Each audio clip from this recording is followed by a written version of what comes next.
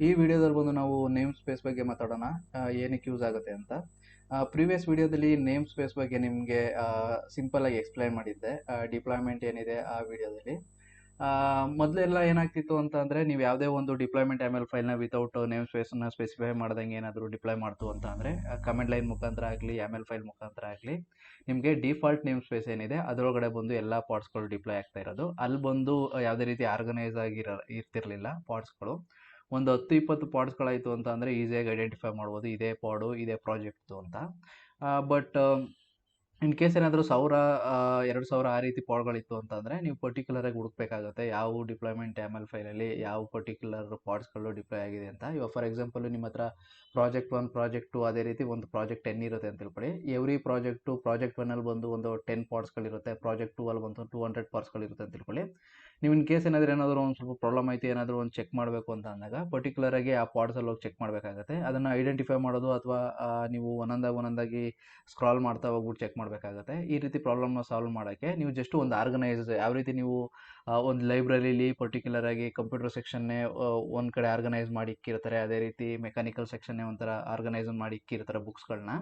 ಅದೇ ರೀತಿ ನಾವು ಕ್ಯೂಬರ್ನೆಟಿಸ್ ಕ್ಲಸ್ಟರಲ್ಲಿ ಪರ್ಟಿಕ್ಯುಲರಾಗಿ ಪ್ರಾಜೆಕ್ಟ್ಗಳಿಗೇನೆ ಒಂದೊಂದು ಆರ್ಗನೈಸ್ ಆಗಿ ಮಾಡಿ ಇಕ್ಬೋದು. ಇವಾಗ ಫಾರ್ ಎಕ್ಸಾಂಪಲ್ ಇನ್ ಕೇಸ್ ಏನಾದರೂ ಗ್ರಫಾನ ಯೂಸ್ ಮಾಡ್ತು ಅಂತಂದರೆ ಗ್ರಫಾನಾಗಿ ಒಂದು ಗ್ರೂಪ್ನ ಕ್ರಿಯೇಟ್ ಮಾಡಿ ಅದರೊಳಗಡೆ ನೀವೆಲ್ಲ ಡಿಪ್ಲಾಯ್ಮೆಂಟ್ ML ಫೈಲ್ಗಳೇನಿದೆ ಅದರೊಳಗಡೆ ನೀವು ಡಿಪ್ಲಾಯ್ ಮಾಡ್ಬೋದು. ಅವಾಗ ಏನಾಗುತ್ತೆ, ಜಸ್ಟ್ ಗ್ರೂಪ್ ಥರ ಅಷ್ಟೇ, ಗ್ರೂಪ್ ಥರ ಕ್ರಿಯೇಟ್ ಆಗುತ್ತೆ. ಇವಾಗ ಫಾರ್ ಎಕ್ಸಾಂಪಲು ನೀವೇನಾದರೂ ಸ್ಪೋರ್ಟ್ಸ್ ಟೀಮಲ್ಲಿ ಏನಾದರೂ ಇದು ಮಾಡ್ತು ಅಂತ ಅಂದರೆ, ಇವಾಗ ಫಾರ್ ಎಕ್ಸಾಂಪಲ್ ಒಂದು ಗ್ರೂಪ್ ಬಂದು ಕ್ರಿಕೆಟ್ ಗ್ರೂಪ್ ಇರುತ್ತೆ, ಇನ್ನೊಂದು ಬಂದು ವಾಲಿಬಾಲ್ ಗ್ರೂಪ್ ಇರುತ್ತೆ. ಆ ಪರ್ಟಿಕ್ಯುಲರ್ ಕ್ರಿಕೆಟ್ ಗ್ರೂಪ್ ಒಳಗಡೆ ಯಾರು ಸಂಬಂಧಪಟ್ಟಿರ್ತಾರೋ ಆ ಸ್ಟೂಡೆಂಟ್ಸ್ಗಳು ಆ ಗ್ರೂಪಲ್ಲಿ ಇರ್ತಾರೆ. ಅದೇ ರೀತಿ ಈ ನೇಮ್ ಸ್ಪೇಸನ್ನ ಕ್ರಿಯೇಟ್ ಮಾಡಬೇಕಾದ್ರೂ ಅಷ್ಟೇ, ಕ್ರಿಯೇಟ್ ಮಾಡಿದಾಗ ನಾವು ಪರ್ಟಿಕ್ಯುಲರಾಗಿ ಯಾವ ಪ್ರಾಜೆಕ್ಟಿಗೆ ಬೇಕೋ ಆ ಪ್ರಾಜೆಕ್ಟದ್ದು ಡೀಟೇಲ್ಸ್ ಬಂದು ಆ ಪಾರ್ಟ್ಸ್ಗಳು ಬಂದು ಆ ಪರ್ಟಿಕ್ಯುಲರ್ ನೇಮ್ ಸ್ಪೇಸ್ ಒಳಗಡೆ ಡಿಪ್ಲಾಯ್ ಆಗಿರುತ್ತೆ. ಇವಾಗ ಫಾರ್ ಎಕ್ಸಾಂಪಲ್ಲು ಯಾವ ರೀತಿ ಅಂತಂದರೆ, ಇವಾಗ ಪ್ರಾಜೆಕ್ಟ್ 1 ಅಂತ ತಿಳ್ಕೊಳ್ಳಿ. ಆ ಪ್ರಾಜೆಕ್ಟ್ 1ನ ನಾನು ಇಲ್ಲಿ ನೇಮ್ ಸ್ಪೇಸ್ನ ಕ್ರಿಯೇಟ್ ಮಾಡ್ತೀನಿ, ಪ್ರಾಜೆಕ್ಟ್ 1 ಅಂತ. ಅದೇ ರೀತಿ ಪ್ರಾಜೆಕ್ಟ್ 2ಗೆ ಇನ್ನೊಂದು ನೇಮ್ ಸ್ಪೇಸ್ನ ಕ್ರಿಯೇಟ್ ಮಾಡ್ತೀನಿ, ಪ್ರಾಜೆಕ್ಟ್ 2 ಅಂತ. ನಾನೇನು ಮಾಡ್ತೀನಿ, ಈ ಡಿಪ್ಲಾಯ್ಮೆಂಟ್ ML ಫೈಲ್ನ ಕ್ರಿಯೇಟ್ ಮಾಡ್ತೀನಿ. ಇವಾಗ ಫಾರ್ ಎಕ್ಸಾಂಪಲ್ ನಾನು ಪ್ರಾಜೆಕ್ಟ್ 1 ಮೇಲೆ ವರ್ಕ್ ಮಾಡ್ತಾ ಇದ್ದೀನಿ. ಇವಾಗ ಡಿಪ್ಲಾಯ್ಮೆಂಟ್ ML ಫೈಲ್ ಕೂಡ ಎಲ್ಲ ಇನ್ಫಾರ್ಮೇಷನ್ ಇದೆ, ಇದನ್ನು ಡಿಪ್ಲಾಯ್ ಮಾಡ್ತೀನಿ. ಡಿಪ್ಲಾಯ್ ಮಾಡಬೇಕಾದ್ರೆ ನಾನೇನು ಮಾಡ್ತೀನಿ, ಈ ಪ್ರಾಜೆಕ್ಟ್ 1 ನೇಮ್ ಸ್ಪೇಸ್ನ ಇದಕ್ಕೆ ಅಟ್ಯಾಚ್ ಮಾಡ್ತೀನಿ.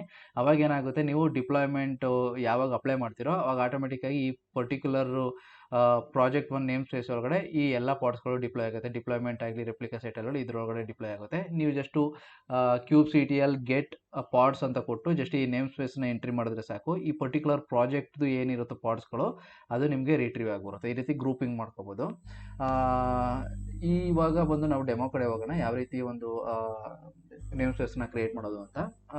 ಡಿಫಾಲ್ಟಾಗಿ ಕುಬರ್ನೆಟಿಸ್ ಕ್ಲಸ್ಟರ್ನ ಕ್ರಿಯೇಟ್ ಮಾಡಿದಾಗ ಒಂದು 3-4 ನೇಮ್ ಸ್ಪೇಸ್ಗಳು ಕ್ರಿಯೇಟ್ ಆಗಿರುತ್ತೆ.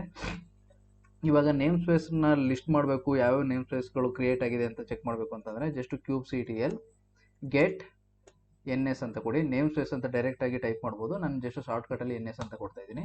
ಇಲ್ಲಿ ನೋಡ್ಬೋದು ಡಿಫಾಲ್ಟ್ ಏನಿದೆ ಇದು ಡಿಫಾಲ್ಟ್ ಆಗಿ ಕ್ರಿಯೇಟ್ ಆಗಿದೆ. ಇನ್ ಕೇಸ್ ಏನಾದರೂ ಯಾವುದೇ ರೀತಿ ನೀವು ನೇಮ್ ಸ್ಪೇಸ್ನ ಏನಾದರೂ ಮೆನ್ಷನ್ ಮಾಡಲಿಲ್ಲ ಅಂತಂದರೆ ಈ ಡಿಫಾಲ್ಟ್ ನೇಮ್ ಸ್ಪೇಸ್ ಒಳಗಡೆ ಎಲ್ಲ ಕ್ರಿಯೇಟ್ ಆಗುತ್ತೆ. ನೆಕ್ಸ್ಟು ಇಲ್ಲಿ ಕ್ಯೂಬ್ ನೋಡ್ ಇದೆ, ಕ್ಯೂಬ್ ಪಬ್ಲಿಕ್ ಇದೆ, ಕ್ಯೂಬ್ ಸಿಸ್ಟಮ್ ಇದೆ, ಮತ್ತು ಲೋಕಲ್ ಪಾತ್ ಅಂತ ಒಂದು ಕ್ರಿಯೇಟ್ ಆಗಿದೆ.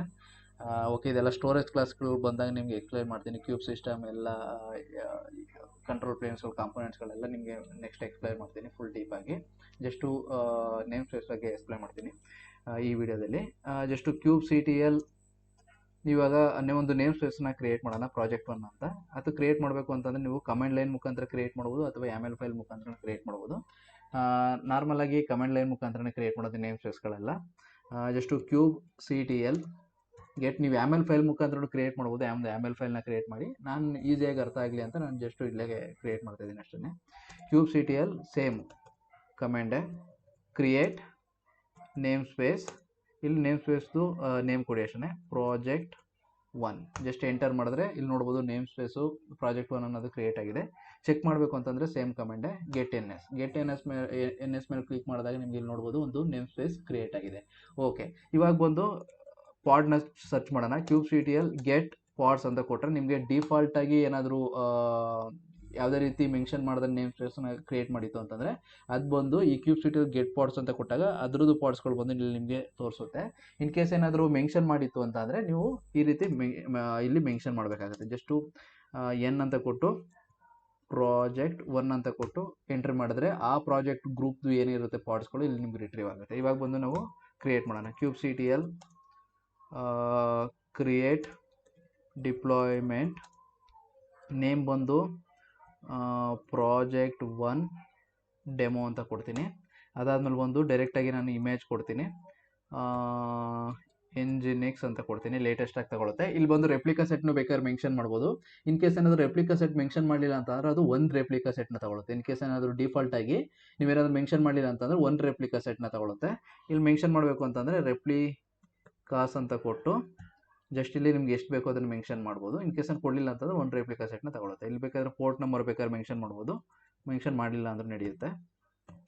ಜಸ್ಟ್ ಎಂಟರ್ ಮಾಡಿದ್ರೆ ಇಲ್ಲಿ ನೋಡ್ಬೋದು ಗೆಟ್ ಪಾರ್ಟ್ಸ್ ಮೇಲೆ ಕ್ಲಿಕ್ ಮಾಡ್ತು ಅಂತಂದರೆ ಇಲ್ಲಿ ನೋಡ್ಬೋದು ಈ ಪರ್ಟಿಕ್ಯುಲರ್ ಡಿಫಾಲ್ಟ್ ಪಾರ್ಟ್ ಒಳಗಡೆ ಈ 3 ಪಾರ್ಟ್ಸ್ಗಳು ಕ್ರಿಯೇಟ್ ಆಗಿದೆ. ಓಕೆನಾ. ಇವಾಗ ಬಂದು ನಾನೇನು ಮಾಡ್ತೀನಿ, ಈ ಪ್ರಾಜೆಕ್ಟ್ 1 ಬದಲು ನಿಮಗೆ ಇನ್ನೂ ಕನ್ಫ್ಯೂಸ್ ಆಗುತ್ತೆ ಅಂತಂದರೆ ಇದು ರಿಮೂವ್ ಮಾಡ್ಬಿಡ್ತೀನಿ. ಜಸ್ಟ್ ರಿಮೂವ್ ಮಾಡಬೇಕಾದ್ರೆ ನಾನು ಆ್ಯಕ್ಚುಲಿ ನೇಮ್ ಸ್ಪೇಸ್ ಕೊಟ್ಟು ಕ್ರಿಯೇಟ್ ಮಾಡಬೇಕಾಗಿತ್ತು. ನಾನು ಡಿಫಾಲ್ಟ್ ನೇಮ್ ಸ್ಪೇಸ್ ಎಲ್ಲ ಕ್ರಿಯೇಟ್ ಮಾಡಿದೆ, ಅದಕ್ಕೋಸ್ಕರ ನಿಮಗೆ ಎಕ್ಸ್ಪ್ಲೈನ್ ಮಾಡಿದೆ.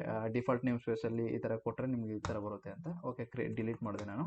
ಇವಾಗ ಗೆಟ್ ಪಾರ್ಟ್ಸ್ ಅಂತ ಕೊಡ್ತಾ ಅಂದರೆ ಡಿಫಾಲ್ಟ್ ನೇಮ್ ಸ್ಪೇಸಲ್ಲಿ ಯಾವುದೂ ಇಲ್ಲ. ಇವಾಗ ಪ್ರಾಜೆಕ್ಟ್ 1 ಒಳಗಡೆ ಕ್ರಿಯೇಟ್ ಮಾಡೋಣ. ಸೇಮ್ ಕಮೆಂಡು, ಜಸ್ಟ್ ಇಲ್ಲಿ -n ಅಂತ ಕೊಟ್ಟು ಇಲ್ಲಿ ನೇಮ್ ಸ್ಪೇಸ್ ಏನಿದೆ ಅದನ್ನು ನೀವು ಕೊಡಬೇಕಾಗುತ್ತೆ. ಪ್ರಾಜೆಕ್ಟ್ 1 ಅಂತ ನೇಮ್ ಸ್ಪೇಸನ್ನು ಕ್ರಿಯೇಟ್ ಮಾಡಿದ್ದು, ಇಲ್ಲಿ n ಅಂತ ಕೊಟ್ಟು ಫ್ಲ್ಯಾಗ್ನ ಪ್ರಾಜೆಕ್ಟ್ 1 ಅಂತ ಕೊಟ್ಟು ಎಂಟರ್ ಕೊಡಿ.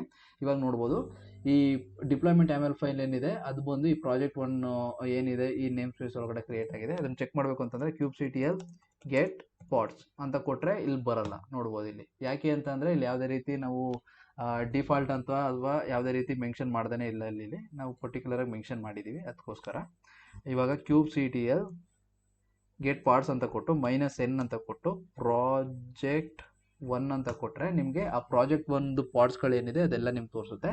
ಅದೇ ರೀತಿ ಡಿಪ್ಲಾಯ್ಮೆಂಟ್ YAML ಫೈಲು ಅಷ್ಟೇ ಗೆಟ್ ಡಿಪ್ಲಾಯ್ಮೆಂಟ್ ಅಂತ ಕೊಟ್ಟು ಪ್ರಾಜೆಕ್ಟ್ 1 ಅಂತ ಕೊಟ್ಟರೆ ಆ ಪ್ರಾಜೆಕ್ಟ್ 1 ಒಳಗಡೆ ಏನು ಡಿಪ್ಲಾಯ್ಮೆಂಟ್ YAML ಫೈಲ್ನ ಕ್ರಿಯೇಟ್ ಮಾಡಿದ್ರೆ ಅದು ಬಂದ್ಬಿಡುತ್ತೆ ನಿಮಗೆ.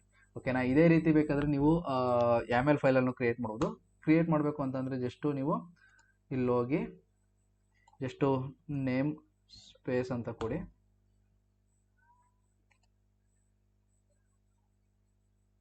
ಇಲ್ಲಿ ಫುಲ್ಲು ಡೌನಲ್ಲಿ ಹೋಯ್ತು ಅಂತ ಅಂದರೆ ನಿಮಗೆ ತೋರಿಸುತ್ತೆ. ಇಲ್ಲಿ ನೋಡ್ಬೋದು ಈ ರೀತಿ ನೀವು ನೇಮ್ ಸ್ಪೇಸನ್ನು ಕ್ರಿಯೇಟ್ ಮಾಡ್ಬೋದು. ಇಲ್ಲಿ ಏನು ನೇಮ್ ಬೇಕು ಎಲ್ಲನೂ ಕ್ರಿಯೇಟ್ ಮಾಡ್ಕೋಬೋದು.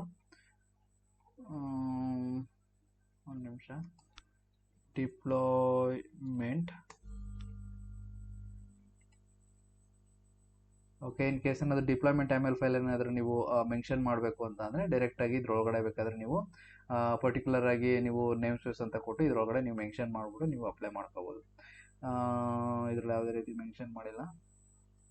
ಇಲ್ಲಿ ಚಾಟ್ GPT ಹೋಯಿತು ಅಂತಂದರೆ ಇನ್ನು ಡೀಟೇಲಾಗಿ ಎಕ್ಸ್ಪ್ಲೈನ್ ಮಾಡಬೇಕು ಅಂತಂದರೆ ಚಾಟ್ GPT ಒಳಗಡೆ ಹೋಗಿ ಎಷ್ಟು create deployment YAML file with name space ಅಂತ ಕೊಡ್ತು ಅಂತಂದರೆ ನಿಮಗೆ ಇಲ್ಲಿ ನೀವು ಡೀಟೇಲಾಗಿ ಬಂದ್ಬಿಡುತ್ತೆ. ಅಲ್ಲಿ ಯಾವುದೇ ರೀತಿ YAML ಇದು ಕ್ರಿಯೇಟ್ ಆಗಿಲ್ಲ ನೇಮ್ ಸ್ಪೇಸು, ಅದಕ್ಕೆ ಇಲ್ಲಿ ತೋರಿಸ್ತಾ ಇದ್ದೀನಿ. ಇಲ್ಲಿ ನೋಡ್ಬೋದು ಇಲ್ಲಿ ಮೆಟಾ ಡೇಟಾ ಒಳಗಡೆ ನಿಮಗೆ ನೇಮ್ ಸ್ಪೇಸ್ ಅಂತ ಕೊಟ್ಟು ಇಲ್ಲಿ ಮೈ ನೇಮ್ ಸ್ಪೇಸ್ ಏನಿದೆ ಅದು ಕ್ರಿಯೇಟ್ ಆಗಿದೆ. ಇದೇ ರೀತಿ ನೀವು ಈ ಡಿಪ್ಲಾಯ್ಮೆಂಟ್ YAML ಫೈಲಲ್ಲಿ ಯಾವುದೇ ರೀತಿ ಇಲ್ಲಿ ತೋರಿಸಿಲ್ಲ.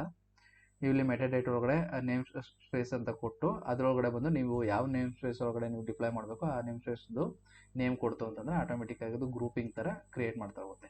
ಈ ರೀತಿ ನೀವು ನೇಮ್ ಸ್ಪೇಸನ್ನ ಯೂಸ್ ಮಾಡಿಕೊಂಡು ನೀವು ಪರ್ಟಿಕ್ಯುಲರ್ ಪ್ರಾಜೆಕ್ಟ್ಗಳನ್ನ ಗ್ರೂಪ್ ಮಾಡ್ತಾ ಹೋಗ್ಬೋದು. ಫಾರ್ ಎಕ್ಸಾಂಪಲ್ ನೀವು ಗ್ರಫಾನ ಯೂಸ್ ಮಾಡಿರ್ತೀರ ಅಂತ ಹೇಳ್ಕೊಳ್ಳಿ. ಆ ಗ್ರಫಾನಾಗೆ ಒಂದು ನೇಮ್ ಸ್ಪೇಸನ್ನ ಕ್ರಿಯೇಟ್ ಮಾಡಿ ಅದರೊಳಗಡೆ ಗ್ರಫಾ ಅನ್ನೋದು ಏನಿರುತ್ತೆ ಡಿಪ್ಲಾಯ್ಮೆಂಟ್ YAML ಫೈಲು ಅದನ್ನು ನೀವು ಡಿಪ್ಲಾಯ್ ಮಾಡ್ಬೋದು.